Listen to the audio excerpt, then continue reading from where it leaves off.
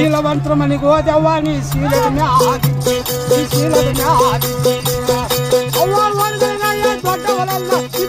ದೊಡ್ಡವರಲ್ಲ ಎಲ್ಲೋಗೆಲ್ಲ ಆಡಿ ಬಂದಮ್ಮ ನಾನು ಹೋದಾಗ ಎಲ್ಲೋಗೆಲ್ಲ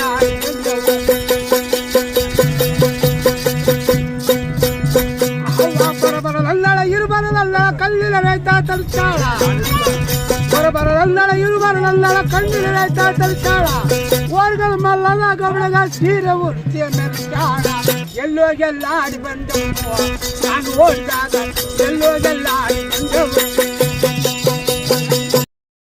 ಹಾಯ್ ಹಲೋ ನಮಸ್ಕಾರ, welcome back to my channel.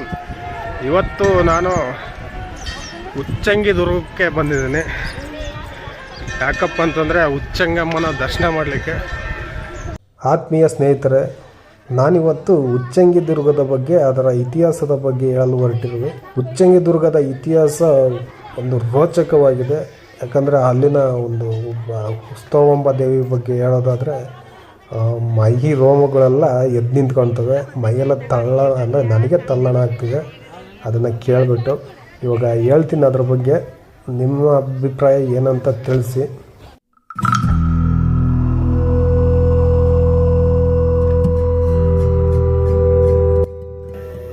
ನೋಡಿ, ಇಲ್ಲಿ ಉಚ್ಚಂಗಮ್ಮ ಪಾದ ಇದೆ. ಪಾದಕ್ಕೆಲ್ಲ ನೀರೊಯ್ದು ತೊಳೆದು ಪೂಜೆ ಮಾಡ್ತವ್ರು. ನೋಡಿ ಎಲ್ಲರೂ ಕೈ ಮುಗಿದು ಇಲ್ಲಿಂದನೇ ಸ್ಟಾರ್ಟ್ ಆಗುತ್ತೆ. ಇಲ್ಲಿಂದ ಮೇನ್ ಹತ್ತೋದಂತಂದರೆ ದ್ವಾರ ಬಾಗಿಲು ಅಂದರೆ ಇದೆ ಆ ಬೆಟ್ಟಕ್ಕೆ. ಇಲ್ಲಿ ಕಾಣಿಸ್ತಿದೆ ನೋಡಿ, ಶ್ರೀ ಉತ್ಸವಾಂಬ ಮಹಾದ್ವಾರ. ಇಲ್ಲಿಂದನೇ ಹೋಗೋದು ನಾವು ಇವಾಗ. ನೋಡಿ ಎಷ್ಟು ಅದ್ಭುತವಾಗಿ ಕಾಣಿಸ್ತಿದೆ ಆ ಒಂದು ಬೆಟ್ಟ. ನೋಡಿ ಎಷ್ಟೊಂದು ಜನ ಇದ್ದಾರೆ. ಇವತ್ತು ಹುಣ್ಣಿಮೆ, ಅದಕ್ಕೆ ಬಂದಿದ್ದಾರೆ. ನೋಡಿ ಬೆಟ್ಟದ ಮೆಟ್ಟಲಿಗೆ ಕುಂಕುಮ ಹಚ್ಕೊಂಡು ಹೋಗ್ತಿದ್ದಾರೆ ಭಕ್ತಾದಿಗಳು. ತಮ್ಮ ಹರಕೆಗಳನ್ನ ತೀರಿಸೋದಕ್ಕೆ ಈ ಥರ ಮಾಡ್ತಿದ್ದಾರೆ ನೋಡಿ. ಹಾಗೆ ಇಲ್ಲಿ ಶ್ರೀ ಆದಿಶಕ್ತಿ ಸೇವಾ ಟ್ರಸ್ಟ್ ಅಂತ ಇದೆ, ವಿಶ್ರಾಂತಿ ಗೃಹ ಅಂತಿದೆ. ಅಲ್ಲಿ ನೀವು ವಿಶ್ರಾಂತಿ ತೊಗೋಬೋದು. ಅಲ್ಲಿ ಹೋಗ್ಬಿಟ್ಟು ಇಲ್ಲಿ ಬೇರೆ ಕಡೆಯಿಂದ ಬಂದವರೆಲ್ಲ ಟ್ರಸ್ಟ್ ವತಿಯಿಂದ ತೊಗೋಬೋದು. ಹಾಗೆ ನೋಡಿ ಕುಂಕುಮ ಹಚ್ಚಿದ್ದಾರೆ. ಬೆಟ್ಟದ ಪ್ರತಿಯೊಂದು ಮೆಟ್ಲಿಗೂ ಕೂಡ ಈ ಥರ ಕುಂಕುಮ ಮತ್ತು ಭಂಡಾರನೂ ಕೂಡ ಹಚ್ಕೊಂತ ಹೋಗ್ತಿದ್ದಾರೆ ಭಕ್ತಾದಿಗಳು. ಇದನ್ನೆಲ್ಲ ಮಾಡೋದು ತುಂಬಾ ಡಿವೈನ್ ಆಗಿದೆ ಇಲ್ಲಂತೂ ಸಿಕ್ಕಾಬಟ್ಟೆ. ನೋಡಿ, ಉಚ್ಚಂಗಿ ಅಮ್ಮನ ದರ್ಶನ ಮಾಡಲಿಕ್ಕೆ ಅಂತಂದರೆ ಉಚ್ಚಂಗಿ ದುರ್ಗದ ಅಂದರೆ ಬೆಟ್ಟ ಹತ್ತಬೇಕು. ಸುಮಾರು ಮೆಟ್ಟಲುಗಳಿದೆ. ಇದ್ರ ಬಗ್ಗೆ ಸಂಪೂರ್ಣವಾದ ಮಾಹಿತಿ ತಿಳಿಸ್ಕೊಡ್ತೀನಿ ಬನ್ನಿ. ನೋಡಿ, ಈಗಿದೆ ಮೆಟ್ಲು ಹತ್ತಾ ಇದ್ದೀನಿ ನಾನು. ಆದರೆ ಅಷ್ಟೊಂದು ದೊಡ್ಡ ಬೆಟ್ಟನಲ್ಲ, ಚಿಕ್ಕ ಬೆಟ್ಟನೂ ಅಲ್ಲ. ಈ ಕಡೆ ಚಿಕ್ಕದಂತ ಹೇಳೋಕ್ಕಾಗಲ್ಲ, ದೊಡ್ಡದಂತ ಹೇಳೋಕ್ಕಾಗಲ್ಲ. ಒಂದು ಲೆವೆಲಿಗಿದೆ. ಹತ್ತಬೇಕಾದ್ರೆ ಉದೋ ತಕ್ಕೋಗಿ ಎಲ್ಲ ನಿಮ್ಮ ಕುಸ್ತೆಲ್ಲ ನಿವಾರಣೆ ಆಗುತ್ತೆ. ಇಲ್ಲಿನ ಸ್ಥಳ ಪುರಾಣ ಹೇಳ್ಬೇಕಂತಂದರೆ, ಪಾರ್ವತಿಯು ಭೂ ಕೈಲಾಸದಲ್ಲಿ ತನ್ನ ವರಪುತ್ರನಾದ ಪರಶುರಾಮನ ಜೊತೆಯಲ್ಲಿ ಹಿರಮೆ ಊರು, ಇವಾಗಿನ ಹಿರೇಮೇಗಳಗೆರೆಯಲ್ಲಿ ಪರಶುರಾಮನಿಗೆ ತೊಟ್ಟಿಲು ಕಟ್ಟಿ ಅಲ್ಲಿ ಮಲಗಿಸ್ತಾಳೆ. ಆ ಒಂದು ಸ್ಥಳದಲ್ಲಿ ಆ ಒಂದು ಹಿರೇಮೇಗಳಗೆರೆ ಅನ್ನೋ ಸ್ಥಳವು ಪಾರ್ವತಿಯ ತವರು ಮನೆ ಅಂತಲೇ ಕರಿಬಹುದು ಅಂತ ಹೇಳಲಾಗುತ್ತೆ. ಇವಾಗಲೂ ಕೂಡ ಅಲ್ಲಿ ಹಿರೇಮೇಗಳಗೆರೆಯಲ್ಲಿ ಆ ಒಂದು ತೊಟ್ಟಿಲು ಕೂಡ ಇವಾಗಲೂ ಕೂಡ ನೋಡೋಕೆ ಸಿಗುತ್ತಂತೆ. ನಾನು ಮುಂದಿನ ವಿಡಿಯೋದಲ್ಲಿ ಅದನ್ನು ನಿಮಗೆ ತೋರಿಸುವಂಥ ಒಂದು ಕೆಲಸ ಮಾಡ್ತೇನೆ. ನೋಡಿ, ಇಲ್ಲಿಂದ ನೋಡಿದರೆ ಉಚ್ಚಂಗಿ ದುರ್ಗ ಊರು ಕೆಳಗಡೆ ಇದೆಯಲ್ಲ, ಎಷ್ಟು ಸುಂದರವಾಗಿ ಕಾಣಿಸ್ತಿದೆ ನೋಡಿ. ಹಾಗೆ ಇನ್ನೂ ಮೇಲೆ ಹೋದರೆ ಇನ್ನೂ ಕೂಡ ತುಂಬ ಚೆನ್ನಾಗಿ ಕಾಣಿಸುತ್ತೆ. ಇವಾಗ ಮೇಲೆ ಹೋಗೋಣ. ನೋಡಿ, ಈ ಒಂದು ಸ್ಥಳ ಏನಿದೆ ಹರಪನಹಳ್ಳಿ ತಾಲೂಕಿನಲ್ಲಿ ಬರ್ತಕ್ಕಂಥ ಒಂದು ಸ್ಥಳ ಆಗಿದೆ. ಇದೊಂದು ಪುಣ್ಯ ಸ್ಥಳ ಆಗಿದೆ. ಇದು ವಿಜಯನಗರ ಜಿಲ್ಲೆಗೆ ಇವಾಗ ಸೇರುತ್ತೆ. ಮೊದಲು ಇದು ದಾವಣಗೆರೆಗೆ ಸೇರ್ತಿತ್ತು, ದಾವಣಗೆರೆ ಜಿಲ್ಲೆಗೆ. ಇತ್ತೀಚೆಗೆ ವಿಜಯನಗರ ತಾಲೂಕು ಜಿಲ್ಲೆ ಆಯ್ತಲ್ವ, ಅದಕ್ಕೆ ಹರಪನಹಳ್ಳಿ ವಿಜಯನಗರ ಜಿಲ್ಲೆಗೆ ಸೇರಿರೋದ್ರಿಂದ ಈ ಒಂದು ಸ್ಥಳ ವಿಜಯನಗರಕ್ಕೆ ಸೇರುತ್ತೆ. ದಾವಣಗೆರೆಯಿಂದ ಕೇವಲ 30 ಕಿಲೋಮೀಟ್ರ್ ಆಗುತ್ತೆ. ಹಾಗೆ ನಿಮಗೆ ಹರಪನಹಳ್ಳಿಯಿಂದ ಬರಬೇಕಾದ್ರೆ ಇಲ್ಲಿಂದ ಒಂದು 20 ಕಿಲೋಮೀಟರ್ಸ್ ಆಗುತ್ತೆ ಅಷ್ಟೇ ನಿಮಗೆ. ನೋಡಿ, ಇಲ್ಲಿ ಪ್ರತಿ ಹುಣ್ಣಿಮೆ ಜಾತ್ರೆ ಥರ ಆಗುತ್ತೆ. ಅಂದರೆ ಪ್ರತಿ ಹುಣ್ಣಿಮೆ ದಿನ ಇಲ್ಲಿ ಭಕ್ತಾದಿಗಳು ತುಂಬಾ ಬರ್ತಾರೆ. ಸಿಕ್ಕಾಬಟ್ಟೆ ಅಂತಂದರೆ ಸಿಕ್ಕಾಬಟ್ಟೆ. ಪ್ರತಿ ತಿಂಗಳು ಹುಣ್ಣಿಮೆ ಏನಿರುತ್ತೆ ಅವಾಗ ಇಲ್ಲಿ ಜಾತ್ರೆನೇ ಆಗುತ್ತೆ. ವರ್ಷದಲ್ಲಿ 12 ಸರಿ ಜಾತ್ರೆ ಆಗುತ್ತೆ ಈ ಒಂದು ಸ್ಥಳದಲ್ಲಿ. ತುಂಬಾ ಅಂದರೆ ಭಕ್ತಾದಿಗಳು ಬರ್ತಾರೆ. ಅದನ್ನು ನೋಡ್ಕೊಂಡು ಹೋಗ್ತಾ ಇದ್ದೀನಿ. ಅದರ ಒಂದು ಮಾಹಿತಿ ಅಂದರೆ ಆ ಒಂದು ದೇವರ ಬಗ್ಗೆ ಉಸ್ತಾ ಮೊಹಮ್ಮದ್ ಬಗ್ಗೆ, ಆ ಒಂದು ದೇವರ ಬಗ್ಗೆ ಒಂದು ಏನು ಇತಿಹಾಸ ಇದೆ, ಏನು ಹಿನ್ನೆಲೆ ಇದೆ ಅದನ್ನ ತಿಳ್ಕೊಂತ ಹೋಗೋಣ ಬನ್ನಿ. ಈ ದೇವಿಗೆ ಉಚ್ಚಂಗಮ್ಮ ಅನ್ನೋ ಹೆಸರು ಹೇಗೆ ಬಂತು, ಆ ಒಂದು ಕುತೂಹಲಕಾರಿ ವಿಚಾರವನ್ನು ಈಗ ತಿಳ್ಕೊಳ್ಳೋಣ. ಅಂದರೆ ಪಾರ್ವತಿ ಹಾಗೆ ಅವನ ಮಗನಾದ ಪರಶುರಾಮ ಹೀಗೆ ಬರ್ತಿರ್ಬೇಕಾದ್ರೆ ಒಂದು ಇನ್ಸಿಡೆಂಟ್ ನಡೆಯುತ್ತೆ. ಅದನ್ನು ನಾನು ಮುಂದಿನ ವಿಡಿಯೋದಲ್ಲಿ ನಾನು ಒಂದು ವಿಡಿಯೋ ಮಾಡ್ತೀನಿ ಸಪ್ರೇಟಾಗಿ, ಅದೊಂದು ವಿಡಿಯೋ ಇದೆ. ಇದರಲ್ಲಿ ಬರ್ತಿರ್ಬೇಕಾದ್ರೆ ಈ ಬೆಟ್ಟನ ನೋಡ್ತಾರೆ. ಈ ಬೆಟ್ಟನ ನೋಡಿಬಿಟ್ಟು ಇಲ್ಲೇ ನಾನು ನೆಲೆಸ್ತೀನಿ ಅಂತ ಹೇಳ್ಬಿಟ್ಟು ಇವಾಗ ಪಾರ್ವತಿ ಏನು ಮಾಡ್ತಾಳೆ, ಈ ಬೆಟ್ಟದ ಮೇಲೆ ಹತ್ತಿ ಬರ್ತಾಳೆ. ಹತ್ತಿ ಬಂದಂಥ ಸಂದರ್ಭದಲ್ಲಿ ಈ ಒಂದು ಬೆಟ್ಟಕ್ಕೆ ಅವಾಗ ಸಿದ್ಧ ಪರ್ವತ ಅಂತ ಕರಿತಿರ್ತಾರೆ. ಅವಾಗ ಸಿದ್ಧರಲ್ಲಿ ನೆಲೆಸಿರ್ತಾರೆ ಈ ಬೆಟ್ಟದ ಮೇಲೆ. ಸಿದ್ಧರ ಅನುಯಾಯಿಗಳು ಆ ಪಾರ್ವತಿಯನ್ನು ತಡೆದ್ಬಿಟ್ಟು ಇಲ್ಲಿ ಮಹಿಳೆಯರಿಗೆ ಅಂದರೆ ಬರುವಂಥ ಪ್ರವೇಶವಿಲ್ಲ, ಇಲ್ಲಿ ಬರಬಾರ್ದು ಯಾರು ಕೂಡ ಅಂತ ತಡೆ ಹಿಡಿತಾರೆ. ಆಗ ಪಾರ್ವತಿ ಹೇಳ್ತಾಳೆ, ನಾನು 7 ಕೋಟಿ ಜನಗಳಿಗೆ ಇಲ್ಲಿ ಅನ್ನ ಸಂತರ್ಪಣೆ ಮಾಡಬೇಕಂತ ಒಂದು ಹರಕೆ ತೊಟ್ಟಿದ್ದೀನಿ, ಅದಕ್ಕೋಸ್ಕರ ಬಂದಿದ್ದೀನಿ ನಾನು ಅಂತ ಹೇಳ್ತಾರೆ. ಆಗ ಸಿದ್ಧರ ಅನುಯಾಯಿಗಳೇನಿರ್ತಾರೆ, ಸಿದ್ಧರ ಗುರುಗಳಾದ ಮಾಯಾಕೋಲನ ಹತ್ತಿರ ಹೇಳಿದಾಗ ಈ ವಿಚಾರ ಅವರು ಅನುಮತಿಯನ್ನು ಕೊಡ್ತಾರೆ. ನೀವು ಅಡುಗೆ ಮಾಡಿ 7 ಕೋಟಿ ಜನಗಳಿಗೆ ಅದನ್ನು ದಾನ ಮಾಡಿ ಅಂತ ಹೇಳ್ಬಿಟ್ಟು. ಆಗ ಸಿದ್ಧರ ಗುರುಗಳು ಸಂಧ್ಯಾ ವಂದನೆ ಮಾಡಲಿಕ್ಕೆ ಹೋಗ್ತಾರೆ. ಆಮೇಲೆ ಪಾರ್ವತಿಯು ತನ್ನ ತ್ರಿಶೂಲದಿಂದ 2 ಬಾವಿಗಳನ್ನ ಸೃಷ್ಟಿ ಮಾಡ್ತಾಳೆ. ಒಂದು ಬಾವಿ ಬಟ್ಟಲು ಬಾವಿ, ಒಂದು ಬಾವಿ ತೊಟ್ಟಲು ಬಾವಿ ಅಂತ ಕರೀತಾರೆ. ಆ ಒಂದು ಬಾವಿಗಳಿಗೆ ಹೆಸರಿಡ್ತಾರೆ. ಅದರಲ್ಲಿ ಒಂದು ಬಾವಿಯಲ್ಲಿ ಅನ್ನ, ಒಂದು ಬಾವಿಯಲ್ಲಿ ಪಾಯಸ ಮಾಡ್ತಾಳೆ. ಆ ಒಂದು ಅನ್ನ ಪಾಯಸಕ್ಕೆ ಬಂಗಿಯನ್ನು ಸೇರಿಸ್ತಾಳೆ. ಅಂದರೆ ಬಂಗಿ ಅಂತಂದರೆ ಇವಾಗ ಗಾಂಜಾ ಅಂತ ಕರೀತಾರಲ್ವ ಎಲೆ, ಆ ಬಂಗಿ ಎಲೆಯನ್ನು ಸೇರಿಸ್ಬಿಟ್ಟು ಆ ಒಂದು ಇವರಿರ್ತಾರೆ ಸಿದ್ಧರ ಒಂದು ಜನಗಳು ಇರ್ತಾರಲ್ಲ, ಅನುಯಾಯಿಗಳು ಮತ್ತು ಗುರುಗಳು ಅವರೆಲ್ಲ ಇರ್ತಾರಲ್ಲ, ಅವರಿಗೆಲ್ಲ ಅನ್ನ ಸಂತರ್ಪಣೆ ಮಾಡ್ತಾಳೆ. ಆವಾಗ ಅವರಿಗೆ ಅದು ಮತ್ತು ತರಿಸುತ್ತೆ ಆ ಒಂದು ಅಡುಗೆ ಅದರಲ್ಲಿ. ಯಾಕಂತಂದರೆ ಅದರಲ್ಲಿ ಗಾಂಜಾ ಸೇರಿಸಿರ್ತಾರೆ, ಇವಾಗಿನ ಗಾಂಜಾ ಅದನ್ನು ಸೇರಿಸಿರ್ತಾರಲ್ಲ, ಅದಕ್ಕೆ ಮತ್ತು ಬರುತ್ತೆ. ಆ ಮತ್ತು ಬಂದಾಗ ಆ ದೇವಿನ ಮೋಹಕವಾಗಿ ನೋಡ್ತಾರೆ, ಅಂದರೆ ಕಾಮದೃಷ್ಟಿಯಲ್ಲಿ ನೋಡ್ತಾರೆ. ಅದರಿಂದ ದೇವಿಗೆ ತುಂಬಾ ಕೋಪ ಬರುತ್ತೆ. ಆ ಕೋಪದಲ್ಲಿ ಏನು ಮಾಡ್ತಾಳೆ, ಮೂತ್ರ ವಿಸರ್ಜನೆ ಮಾಡ್ತಾಳೆ ಜೋರಾಗಿ. ಮೂತ್ರ ವಿಸರ್ಜನೆ ನಂತರ ಹುಚ್ಚ ಒಯ್ತಾಳೆ ಜೋರಾಗಿ. ಹುಚ್ಚ ಒಯ್ದಿದ್ರಿಂದ ಅದರಲ್ಲಿ ಎಲ್ಲರೂ ಸಿದ್ಧರೇನಿರ್ತಾರೆ ಎಲ್ಲರೂ ಕೊಚ್ಕೊಂಡು ಹೋಗ್ಬಿಡ್ತಾರೆ. ಹಾಗೆ ಸಿದ್ಧರ ಗುರುಗಳು ಮಾತ್ರ ಸಾಯಲ್ಲ, ಯಾಕಂದರೆ ಅವರು ಬ್ರಹ್ಮರಿಂದ ವರ ಪಡೆದಿರ್ತಾರೆ. ಯಾವುದೇ ಕಾರಣಕ್ಕೂ ಯಾರಿಂದನೂ ಕೂಡ ನನಗೆ ಸಾವು ಬರಬಾರ್ದು ಅಂತ, ಅದಕ್ಕೆ ಅವ್ರು ಸಾಯಲ್ಲ. ಅದು ಮುಂದೆ ಹೇಳ್ತೀನಿ ಅವರ ಕಥೆನೂ ಕೂಡ. ಹೀಗೆ ಸಿದ್ಧರಲ್ಲಿ ಕೆಲವೊಬ್ಬರು ಉಳ್ಕೊಂತಾರೆ. ಅದಕ್ಕೆ ಕೆಲವೊಬ್ಬ ಅನುಯಾಯಿಗಳು ಅಂದರೆ ಸಿದ್ಧರಾಯನಿಗೆ ಅನುಯಾಯಿಗಳು ಉಳ್ಕೊಂತಾರೆ. ಅವ್ರನ್ನ ದ್ವಾರಪಾಲಕರನ್ನಾಗಿ ಇಟ್ಕೊತಾಳೆ. ಆದ್ದರಿಂದ ಅಂದರೆ ಹುಚ್ಚೆ ಒಯ್ತಾಳಲ್ವ, ಆ ಒಂದು ಹುಚ್ಚೆ ಒಯ್ದಿದ್ದಕ್ಕೆ ಉಚ್ಚಂಗಮ್ಮ ಅನ್ನೋ ಒಂದು ಹೆಸರು ಬಂತು.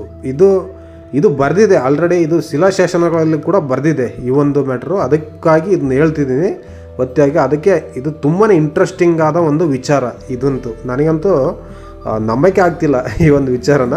ನಿಮಗೂ ಏನು ಅನಿಸ್ತಂತ ಕಾಮೆಂಟ್ ಮಾಡಿ. ಹಾಗೆ ಮುಂದೆ ಹೋಗೋಣ, ಈ ವಿಡಿಯೋನ ಕಂಟಿನ್ಯೂ ಮಾಡೋಣ. ಹಾಗೆ ನೋಡಿ ತುಂಬಾ ಪ್ಲೇಸ್ಗಳನ್ನ ತೋರಿಸ್ತಿದ್ದೀನಿ. ಇಲ್ಲಿ ಕಾಣ್ತಕ್ಕಂಥ ನಿಮ್ಗೆ ಏನು ಕಾಣ್ತೀರ ಬಾವಿಗಳು, ಇವೇ ಬಾವಿಗಳವು. ಇದು ತೊಟ್ಟಿಲು ಬಾವಿ ಮತ್ತು ಇನ್ನೊಂದು ಆ ಕಡೆ ತೋರಿಸ್ತೀನಿ ನಾನು, ಆದರೆ ಅದು ಬಟ್ಟಲು ಬಾವಿ ಆ ಕಡೆ ಒಂದಿದೆ. ನೋಡಿ ಜನಗಳು ತುಂಬಾ ಬರ್ತಾರೆ ಇಲ್ಲಿಗೆ. ಎಷ್ಟೊಂದು ಜನಗಳಿದ್ದಾರೆ ನೋಡಿ, ಅಲ್ಲಿ ಪೂಜೆ ಮಾಡ್ತಿದ್ದಾರೆ ನೋಡಿ ಇಲ್ಲೆಲ್ಲ ಪೂಜೆ ಮಾಡ್ತಾರೆ.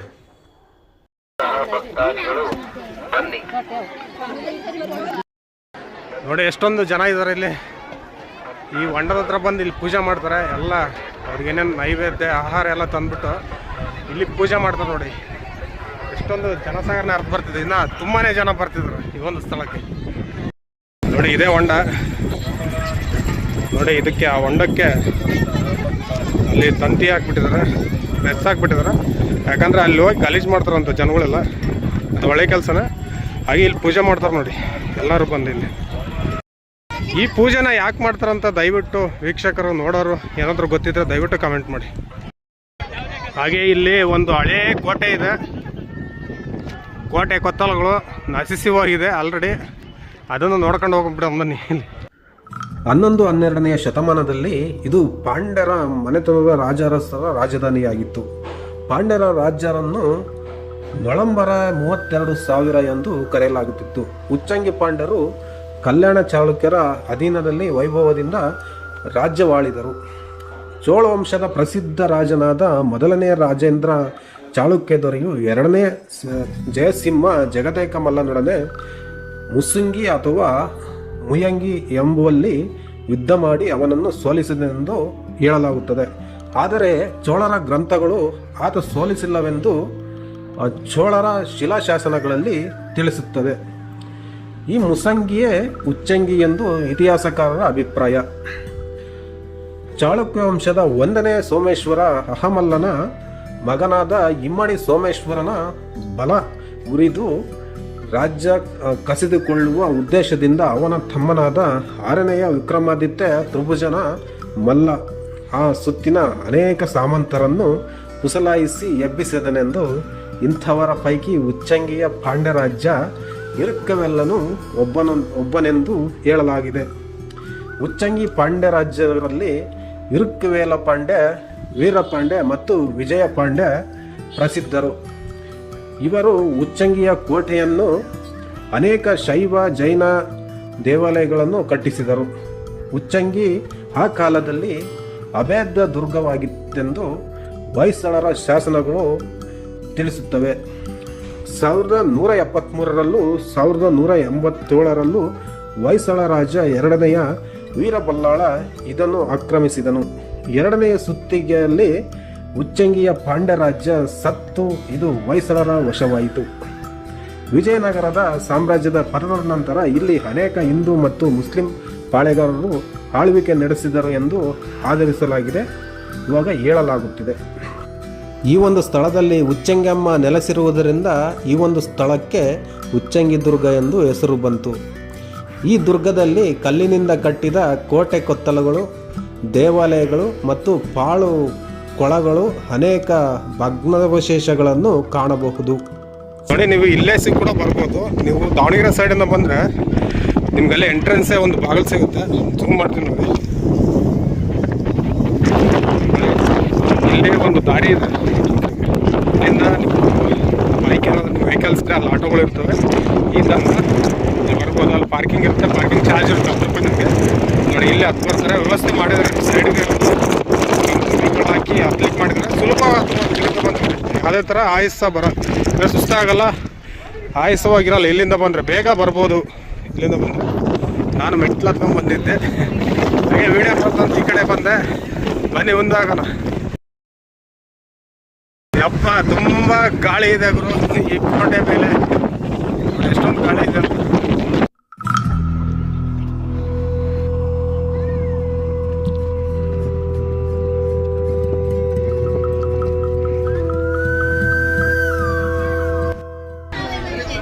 ನೋಡಿ, ಕೋಟೆ ಕೊತ್ತಲಗಳ ಗೋಡೆಗಳ ಪಕ್ಕದಲ್ಲಿ ಒಂದು ಬೃಹತ್ತಾದ ಬಂಡೆ ಮೇಲೆ ನಡ್ಕೊಂಡು ಹೋಗ್ತಾ ಇದ್ದೀನಿ ನಾನು. ಎಷ್ಟೊಂದು ಅಂದರೆ ಭಕ್ತಾದಿಗಳ ಸಾಗರನೇ ಹರಿದಿದೆ. ಯಾಕಂದರೆ ಪ್ರತಿ ಹುಣ್ಣಿಮೆ ಇಲ್ಲಿ ಜಾತ್ರೆನೇ. ಉಚ್ಚಂಗಿಯಲ್ಲಮ್ಮ ದೇವಿಗೆ ಎಲ್ಲರೂ ಭಕ್ತಾದಿಗಳು ಬರ್ತಾರೆ. ನೋಡಿ ಕೋಟೆ ಹೀಗಿದೆ. ಕೋಟೆ ಹತ್ರ ನೀವು ಹಿಂಗೆ ನೋಡ್ತೀರಾ, ಇಲ್ಲಿ ದಾರಿ ಇದೆ. ಆ ಒಂದು ಅರಮನೆ ಅಂತ ಕರೀತಾರೆ. ಆ ಅರಮನೆಗೆ ದಾರಿ ಇದೆ, ಅಲ್ಲಿ ಹೋಗೋಣ. ನೋಡಿ, ಅರಮನೆಗೆ ಹೋಗೋಣ ಇವಾಗ. ನೋಡಿ, ಇದೇನೋ ರಾಣಿ ಅರಮನೆ ಅಂತ ಇಲ್ಲಿ ಬರೆದಿದ್ದಾರೆ ನೋಡಿ. ಭಾರತೀಯ ಪುರಾತತ್ವ ಸರ್ವೆ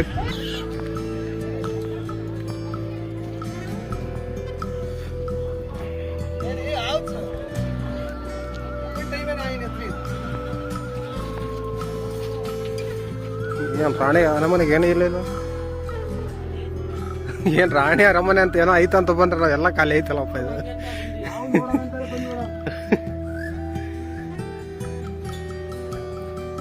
ರಾಣಿ ಇಲ್ಲ, ಏನೇ ಇಲ್ಲ, ಫುಲ್ ಖಾಲಿ ಐತೆ ಅವ್ರಿಗೆ.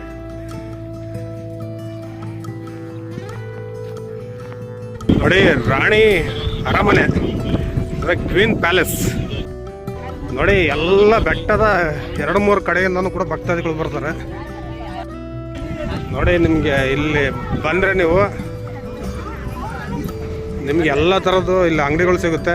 ನೀವು ಪೂಜೆ ಮಾಡಿಸ್ಬೇಕಂದ್ರೆ ಕಾಯಿ ಹಣ್ಣೆಲ್ಲ ತಗೋಬೋದು.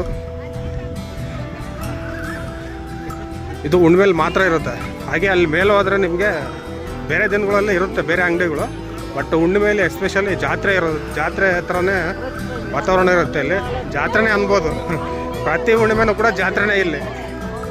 ನೋಡಿ, ಎಷ್ಟೊಂದು ಭಕ್ತಾದಿಗಳಿದ್ದಾರೆ.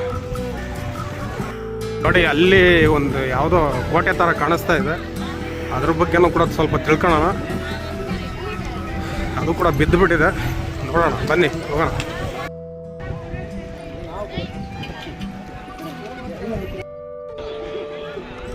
ನೋಡಿ ಇಲ್ಲಿ ಒಂದು ಹಳ್ಳದ ಥರ ಇದೆ ಹೊಂಡ. ಈ ಹೊಂಡದ ಸೈಡಲ್ಲಿ ನೋಡ್ಕೊಂಡ್ರೆ ನಾವು ಅರಿಶಿನ ಹೊಂಡದ ಹತ್ತಿರ ಭಕ್ತಾದಿಗಳಲ್ಲಿ ಇಲ್ಲೊಂದು ಕೋಟೆ. ಅರಿಶಿನ ಎಷ್ಟೊಂದು ಬ್ಯೂಟಿಫುಲ್ ಆಗಿದೆ ನೋಡಿ.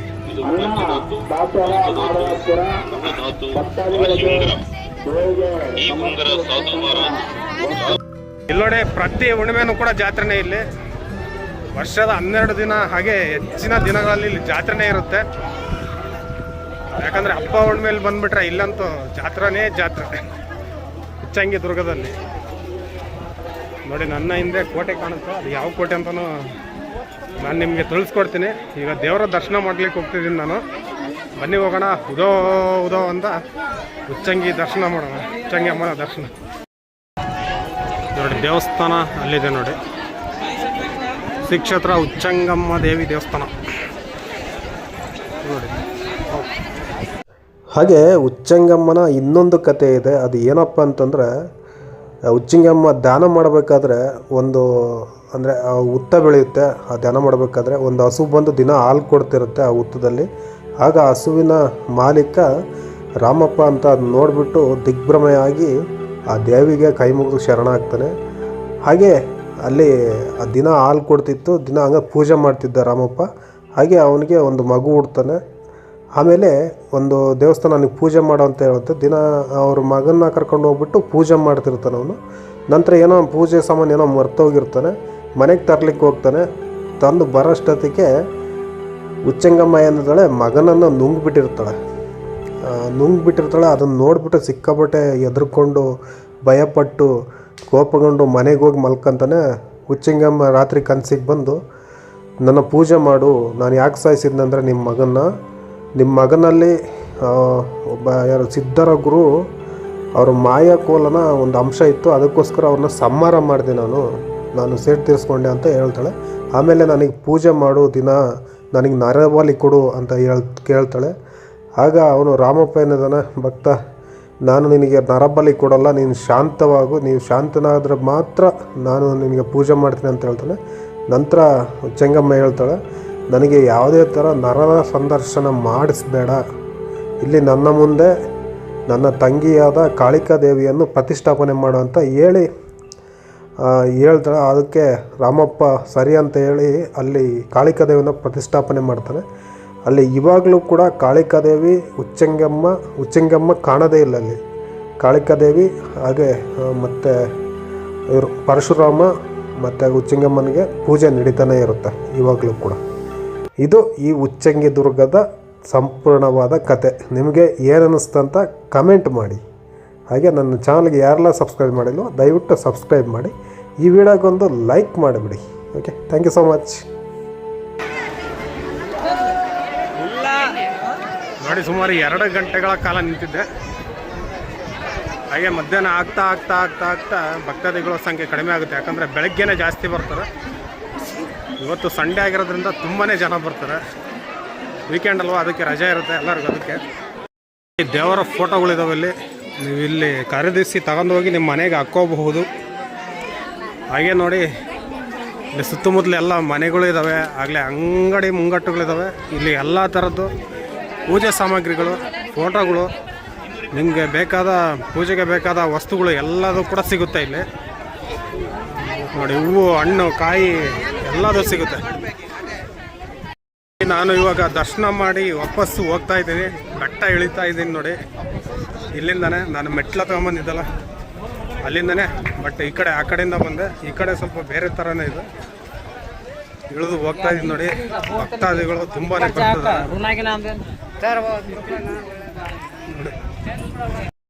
ನೋಡಿ. ಇಲ್ಲಿ ಈಗಲೂ ಕೂಡ ಕತ್ತೆಗಳಿದ್ದಾವೆ ನೋಡಿ. ಇದು ಅರಿಶಿಣ ಹೊಂಡ ನೋಡಿ. ಇದನ್ನ ಅರಿಶಿಣ ಹೊಂಡ ಅಂತ ಹೇಳ್ತಾರೆ ನೋಡಿ. ಅಂದರೆ ಯಾರು ಹೋಗ್ಬಾರ್ದಲ್ಲಿ ನೀರು ತರಲಿಕ್ಕೆ, ಅದಕ್ಕೆ ಈ ಥರ ಪ್ರೊಟೆಕ್ಷನ್ ಹಾಕಿದ್ದಾರೆ. ಹಾಗೆ ಊರು ಇಲ್ಲಿಂದ ಹೇಗೆ ಕಾಣಿಸುತ್ತೆ ನೋಡಿ. ಬೆಟ್ಟದ ಮೇಲಿಂದ ಉಚ್ಚಂಗಿ ದುರ್ಗದ ಊರು ಮೊದಲಿಗೆ ಉಚ್ಚಂಗಿದುರ್ಗದ ಊರು ಬೆಟ್ಟದ ಮೇಲೆ ಇತ್ತು. ಕಾಲಕ್ರಮೇಣ ಅದು ವಿಸ್ತಾರವಾಗಲಿಕ್ಕೆ ಕೆಳಗೆ ಹೋಗ್ಲಿಕ್ಕೆ ಶುರು ಆಯಿತು. ಕೆಳಗೆ ಹರಡ್ತು ನೋಡಿ, ಆ ಕಡೆ ಎಲ್ಲ ಇದೆ. ಆ ಕಡೆ ಬೇರೆ ಊರು ಅನ್ನಿಸ್ತದು. ನನ್ನ ಬೈಕ್ ಕೆಳಗಡೆ ಬಿಟ್ಟಿದ್ದೀನಿ. ಹೋಗೋಣ ಇವಾಗ.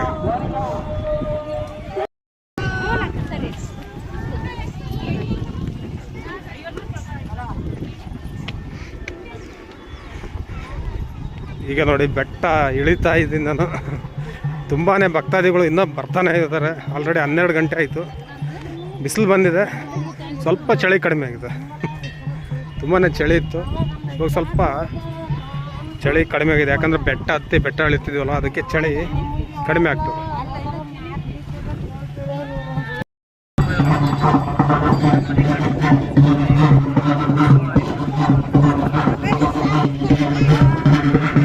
ಹಾಗೆ ಈ ಬೆಟ್ಟದ ಮೇಲಿಂದ ಈ ದೃಶ್ಯ ನೋಡಿ ಎಷ್ಟೊಂದು ಅದ್ಭುತವಾಗಿ ಕಾಣಿಸ್ತಿದೆ. ಒಂದು ಕಡೆ ಈ ಸೌಂಡ್, ಒಂದು ಕಡೆಗೆ ಈ ಕಡೆ ಭಕ್ತಾದಿಗಳು ಬರುವಂಥದ್ದು, ಆ ಬೆಟ್ಟದ ಕೆಳಗಡೆ ಊರು, ಭಕ್ತಾದಿಗಳು ಎಷ್ಟೊಂದು ಸಂಖ್ಯೆಯಲ್ಲಿ ಬರ್ತಿದ್ದಾರೆ ನೋಡಿ. ಶೀಲವಂತರ ಮನೆಗೆ ಹೋದವ್ವ ನೀ ಶೀಲದ ಮ್ಯಾದಿ, ನೀ ಶೀಲದ ಮ್ಯಾದಿ. ಅವ್ವ ಒಂದಿನ ದೊಡ್ಡವರಲ್ಲ, ಕಿವಿಗೆ ಬೆಲೆ ಮಾಡಿದವರು ಎಲ್ಲೋಗೆಲ್ಲ ಆಡಿ ಬಂದಮ್ಮ. ನಾನು ಓಡಿದಾಗ ಎಲ್ಲೋಗೆಲ್ಲ ಆಡಿ ಬಂದವ. ಅವ್ವ ಬರಬರಲ್ಲಳ ಇರುಬರಲ್ಲ ಕಲ್ಲಿನ ರೈತ ತಲುಚಾಳ. ಬರಬರಲ್ಲಳ ಇರುಬರಲ್ಲ ಕಣ್ಣಿನ ರೈತ ತಲುಚಾಳ. ಓರ್ಗಲ್ ಮಲ್ಲನ ಗಮನಗ ಸೀರೆ ಉರ್ತಿಯ ಮೆರೆದಾಳ. ಎಲ್ಲೋಗೆಲ್ಲ ಆಡಿ ಬಂದವು, ನಾನು ಓಡಿದಾಗ ಎಲ್ಲೋಗೆಲ್ಲ ಆಡಿ ಬಂದವು. ಅವ್ವ ಕಂಚಿನ ಗೆಜ್ಜೆ ಕಾಲಿಗೆ ಕಳಿಸಳ, ತಡಿ ಮೇಲೆ ಜಗವ ತಾನು ಬೋರಿಸಳ. ಅಮ್ಮ ಕಂಚಿನ ಗೆಜ್ಜೆ ತಾನು ಬೋರಿಸಳ, ಅವ್ವ ತಡಿ ಮೇಲೆ ಜಗವ ತಾ ಬೋರಿಸಳ. ದೇಶದ ಮೇಲೆ ತಾನು ಎಲ್ಲೋಗೆಲ್ಲ ಆಡಿ ಬಂದವ್ವ, ನಾನು ಓಡಿದಾಗ ಎಲ್ಲೋಗೆಲ್ಲ ಆಡಿ ಬಂದವ್ವ. ಎಲ್ಲೋಗೆಲ್ಲ ಆಡಿ ಬಂದವು, ನಾನು ಓಡಿದಾಗ ಎಲ್ಲೋಗೆಲ್ಲ ಆಡಿ ಬಂದವು. ಅಂತೂ ನಾವು ಬೆಟ್ಟನ ಇಳಿದು ಪಾದಗಟ್ಟೆಗೆ ಬಂದ್ವಿ ನೋಡಿ. ಮೊದಲು ಸ್ಟಾರ್ಟ್ ಮಾಡಿದ್ದು ಇಲ್ಲಿಂದಾನೆ ನೋಡಿ. ಇದೇ ಪಾದಗಟ್ಟ. ಇಲ್ಲಿ ಪಾದಗಳಿದಾವಲ್ಲ, ಅದಕ್ಕೆ ಇದನ್ನು ಪಾದಗಟ್ಟ ಅಂತ ಕರೀತಾರೆ. ಇಲ್ಲೆಲ್ಲ ಭಕ್ತಾದಿಗಳು ಕೈ ಮುಗ್ದು ಹೋಗ್ತಾರೆ ನೋಡಿ ಆ ಪಾದಗಳಿಗೆ. ನೋಡಿ ಇವಾಗ ಉಚ್ಚಂಗಿದುರ್ಗ ಊರು ಒಳಗಡೆ ಹೋಗ್ತಾ ಇದೀವಿ. ಬೆಟ್ಟದಿಂದ ಕೆಳಗೆ ಇಳಿದಿದ್ದೀವಿ. ಊರು ಒಳಗೆ ತೋರಿಸ್ತೀನಿ ಬನ್ನಿ ನಿಮಗೆಲ್ಲ. ಊರು ಒಳಗಡೆ ಯಾವ ಥರ ಇರುತ್ತಂತ. ಹೌದಾ? ಇದೆಲ್ಲ ಬೆಟ್ಟದ ಮೇಲೇ ಇದೆ. ಇದು ಬೆಟ್ಟದ ಬುಡದಲ್ಲಿರುವಂತಹ ಊರು ಇದು.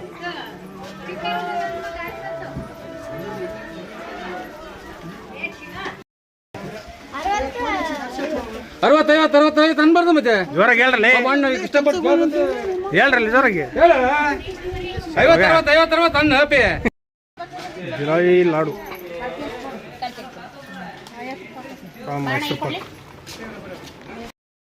ನೋಡಿ. ಊರಿಂದ ಇಲ್ಲಿ ಬೆಟ್ಟ ಹತ್ಬೇಕಂದ್ರೆ ಸುತ್ತಕೊಂಡು ಬರಬೇಕು.